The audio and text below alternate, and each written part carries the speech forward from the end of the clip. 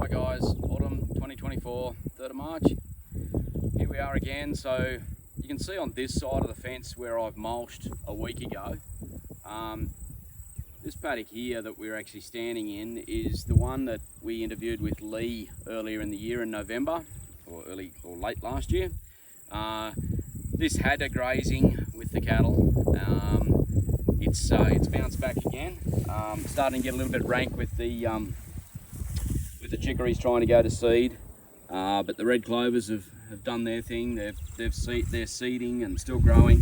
There's lucerne through here. This was a multi-species. Apparently Lee told me it was 5 years ago, so it was a multi-species 5 years ago. We've mulched it a couple of times. We've grazed it plenty of times. We spray biologicals on here twice a year. So again, this year we'll be using Biocast. We'll be using sea minerals, molasses. I've got a little bit of diatomaceous surf left. Fish hydrolase.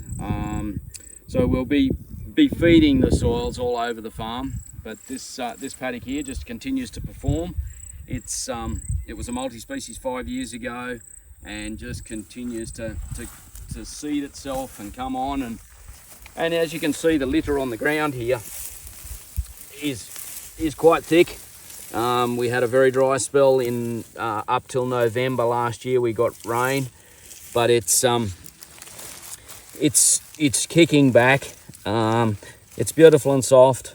The organic matter's breaking down, and the plants are just thriving. Like, they're really kicking up. You know, they're all expressing themselves, and look, the root depths here would be phenomenal because of the height that we're getting. And yes, the chicory's probably got a bit rank for our liking, but we've had a lot of feed since November, and we're absolutely really impressed with the response that we got after the rain. The video that Lee took was 2 weeks after rain, and we had a lot of growth in that 2 weeks.